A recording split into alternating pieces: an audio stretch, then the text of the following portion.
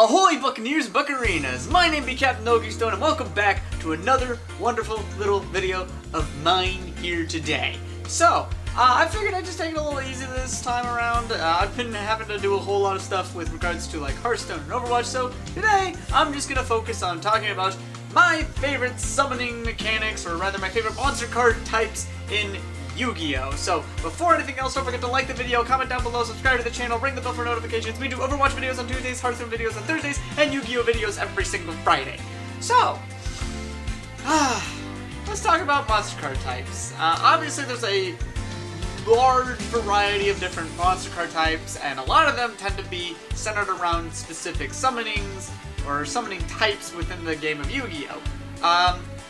So I figured I'd just kind of like do a nice little, you know, here's what I like the most. This is the order. This is the official Captain Yugioh summoning mechanic thingy of ranks, but not exceeds ranks necessarily. But like you know what I mean. You get the idea. So my first honorable mention is gonna just go out to normal monsters and effect monsters. Mostly normal monsters. I can't, effect monsters are just everywhere, so it's really hard to say anything about effect monsters, especially these days, because like every monster is an effect monster. So there's not really a whole lot of anything special for an effect monster. It's just everything's an effect monster now. But normal monsters are, you know, I like them. You know, they're pretty nice. The only problem is that, well, they don't really do anything unless you have like a very specific deck idea that goes with them, or you have a specific deck that centers around them. You know, there's just not really a whole lot going on with normal monsters most of the time. So, but they do come across with like flavor text, which is something that no other card in the game really does. Like they're the ones that usually have like the little quotes or like the little sentences and such, and it just kind of like adds a little flavor. Or, you know, they kind of enhance the overall experience of playing the game, or they enhance what you learn about different characters within the game. Check this out. And sometimes they can be stupid. Sometimes they can be stupid too. So I can't really say much about normal monsters. They exist. They're nice, but you know, they're not really they're my favorites. So let's start off the list with what I consider kind of the weakest of the mechanics, rituals. And it's unfortunate, but it's also kind of like this is something that's been part of the game. Ritual summoning is really cool and the like. I know in the anime especially they made it look like super neat when they bring up like I remember like the first time they did ritual summoning with like Blast Luster Soldier or like Relinquished or Magician of Chaos, and it was always like this cool setup and everything, and then they sacrificed the monsters and then they brought out the ritual monster, and it was really, really cool. But, like, in the game, it's also kind of like, okay, it's been kind of bogged down for a while. Like, the early ritual monsters, like, from the earliest parts of the game were always like, you had to get this monster and you had to get the spell card. And that was pretty much the biggest problem with them, is that you had to get these two specific cards in your hand at the same time, and then you had to sacrifice monsters after you activated the ritual spell. It's a really cool part of the game, and it's like it's the only mechanic in the game that actually has like an active, like, you know, spell dedicated to it. Like, you know, fusion summoning has like polymerization, but it's like it's a normal spell card, right? Like, and then you have like Exceed summoning and Synchro summoning. Like, those are their own things, but ritual summoning is the only like mechanic in the game that requires ritual spell cards most of the time. I mean, obviously the mechanic has grown over the years and has adapted and evolved, and now we have more generic ritual monsters with more generic ritual spells that allow you to summon out a variety of ritual monsters, Nekroz, Gishkis, and you just kind of like have that sort of thing going on. So the mechanic is improved since the early days, but I don't think it's like the best mechanic generally, and I honestly, it's hard to play a ritual deck when you don't really, like, I don't really have any ritual-based decks at this point, because there's not a lot of ritual decks that I'm just, like, immediately gravitated towards. Like, it's a shame. It's a shame, it really is, but I don't know. Rituals they just don't do it for me. So moving right along, we go into Pendulums, probably the most controversial mechanic in the game, especially at the time of its release. It was like it completely redefined everything about Yu-Gi-Oh! When Pendulum Summoning first came out, because you had this special card that was like, it was a monster card, but it could be a spell card, and it had its own like Pendulum Zone, which was like separate from the rest of the field. It expanded the field. You could summon a bunch of monsters all at once, and then these guys, when they get destroyed on the field, they actually go to the extra deck face up, which was like, there was so much going on in Pendulum Summoning than Pendulum monsters in general. But like, and again, like the anime of course makes it look really, really cool, but it's also like, when you kind of break down all the different things that Pendulum monsters do, it's like, that's a lot of stuff you're throwing at me, man. You gotta, can we dial it back? Can we dial it back a little bit? Let's just like relax for a moment. This just, wow. Wow! Alright, like, it's crazy. Like, it was definitely like one of the craziest mechanics that, it remains the craziest mechanic in my opinion that Konami has come up with for the game, and it was such a prevalent powerhouse force that they had to nerf it. They had to nerf it really hard with Master Rule 4, where it's like, okay, these zones now have to come back into the main spell trap zones, and you can only like play them in these specific zones. And even with the revision now in place here at Master Rule 2020, Master Rule 5, however you want to call it, like now, like Pendulum monsters are still specifically targeted to not, come out of that. The only other monster that isn't affected by this, of course, and that is actually my next monster type on the list, is Lynx. And Link monsters, I think, are actually pretty cool, because it's like Link monsters, they have this whole like aesthetic to them that's like really, really different. They have their own specific mechanic where it's just like, you have to play them in attack mode. They don't have a defense position, they don't have a defense stat, but it's also like when you see the design of the card and how the arrows work and operate, it makes sense. And again, it changed the field and everything. I think the Link monsters royally got just kind of a bad rap because the moment Master Rule 4 was implemented, you were forced to Link monsters. And it was kind of like that for the last few years. I mean, granted, there were a lot of Link-based decks that were just like, okay, we got this, we got that. And, there were a lot of Link monsters that had to come out to support older archetypes in order to do, in order to perform at all at Master Rule 4. But now with Master Rule 2020, Master Rule 5, now with the new Master Rule kind of like coming out and everything, now we don't have to be so reliant on Link monsters anymore. So I think Link monsters are still fine, like they're still pretty cool and the like, and Pendulum monsters are cool in their own way, but both of these mechanics just really like, this was the part of the game where I think a lot of people felt like it was being bogged down by these extra deck mechanics and like, and when you have when you have two different mechanics that completely warp the game in different ways, one being because, the mechanic itself is so overpowered and overbearing, and the other because, well, the entire rule set is now structured to support specifically that mechanic, and not a whole lot of other mechanics. It's understandable why they kind of end up near the bottom in my list, at the very least. So now we hit the top 3 mechanics. So number 3 for me is gonna be fusions. Fusions, I actually do appreciate what they are and what they do, and they have a really cool, like, conceptual concept, but again, they kind of started out similarly to rituals, where it's like, in the early fusion monsters required very specific materials. You had to, like, specifically get polymerization, you had to specifically work into these specifics, it was very, very, very, very, very, very specific.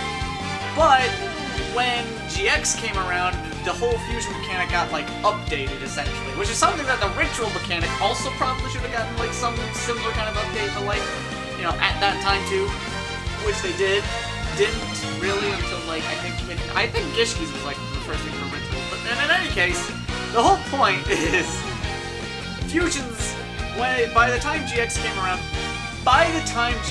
around, fusion monsters got, like, completely opened up, because now, like, there was an entire generational mechanic that was dedicated specifically to fusion. There was a whole generation of Yu-Gi-Oh! Dedicated to fusion summoning, fusion monsters, fusion this, fusion that, and it was a big part of it. It was a big deal. And that's when we got, like, a whole lot of, like, crazy different kinds of cards and the like, and we got expanded upon the idea of, like, what fusion summoning could entail. Because, polymerization was the only fusion card for a long time. It was the only real card that could really actively fuse for a while. Until you got the Fusion Gate, which wasn't so much better than like polymerization, because then you still need to have the specific materials and the like. But then you had stuff like future fusion, overload fusion, instant fusion. Like, there were a ton of adaptations to how fusions could work.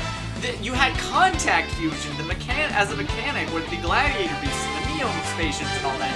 So there was definitely like a lot of room for fusion to evolve as a mechanic, and that's what was really being displayed in GX. And ever since then, it's been, you know, broadened, expanded upon, is a little bit better in different ways. You have fusions of like, you know, you have fusion monsters that fuse with Synchro monsters, fusion monsters with Xyz monsters, you have Pendulum fusion monsters, you have fusion monsters that work with the Link monsters. It's been, you know, expanded upon. And I mean, some of the best cards in Yu-Gi-Oh! Have been fusion monsters. Thousand Eyes Restrict had its tie-in in the sun. You had Brilliant Fusion, which made Gem Knight Seraphinite a staple, like, in like many decks. And that's the thing about it, like, the fusion mechanic has been very open and broadened and just expanded upon. It's become a lot better as the years have gone, you know, as the years have gone by. And it's something that's like, you know, I can look at it and appreciate it. I'm like, okay, cool, fusions are still, like, pretty neat. But there are other better mechanics, and that's where I come to the top 2 in my list. So, which mechanic is number 2? It's Xyz. Generally speaking, Xyz monsters are the most accessible, you know, extra deck monster. Like, any deck can play Xyz monsters. I mean, you can make the same argument for Link monsters, although, you know, the more you can summon with Link monsters, the better. But like with Xyz monsters, you just need monsters of a specific level, and then you're just like, bam, put them on top of each other. That was probably the best part about Xyz monsters, but they had like this really neat thing where it's just like, okay, you know how we normally send our monsters to the graveyard for all these different mechanics? Well, forget that. We're gonna put them on top of each other, and then we're gonna put a monster on top of that, and it's gonna be crazy. We're gonna call them Xyz material, and, you know, overlay units in the anime. That was like a really cool part of it all. So it's just like, again, it was an adaptation that changed, you know, kind of some of the parts of the game and the like, but wasn't like bad. It wasn't literally like a negative impact sort of thing with the game. It's something that allowed a lot of different decks to have access to extra deck monsters and be able to play with like this different mechanic of sorts without necessarily having to be like, you know, streamlined into it. You know, you didn't have to just be an Xyz deck. You know, you could be an Xyz deck in part. You could be a fusion deck and do that. You could be a Synchro deck and Xyz deck. You could be a Pendulum, you could be a Link, you know, and you could still have Xyz monsters in that because, you know, Xyz monsters are very flexible. There's a lot of really good generic, you know, Xyz monsters that can just be fit into different decks. You got Phantom Knights and Breaksword for, you know, rank 3 of Dante, Traveler of the Burning Abyss, rank 3. You've got the rank 4 Toolbox engine, which is like Daigusto Emerald, or Baguska, or Abyss Dweller. There's like a ton of different cards that can just work into these different decks and strategies so very easily, and you didn't have to necessarily be 100% focused in, driven to that, you know, Xyz monster in order to like play it in your deck. It's just like, oh yeah, you know, can I put 2 level 4 monsters on board? Great. Here's a list of Xyz monsters that I can basically throw into the extra deck that in the event that I put 2 level 4 monsters on board, have the room for it, the field for it, I'll make that Xyz monster. So it's definitely very flexible and adaptable, and I think it's one of the reasons that it's so appealing, because it's just like you just get to be able to like play it in anything. But in my opinion, the number 1 mechanic for me at least is Synchro summoning, and I'm super biased on that. I'm gonna just lay it out on there. I mean, Synchro summoning got introduced with Yu-Gi-Oh! 5Es, which is like my favorite like Yu-Gi-Oh! Series that isn't the original, essentially. It's the best one since the original, in my opinion, and that sort of thing. You got Synchro summoning, which was just like, it's arguably the most complex mechanic in terms of like working with it, you know, next to Pendulum monsters, which is infinitely more complicated.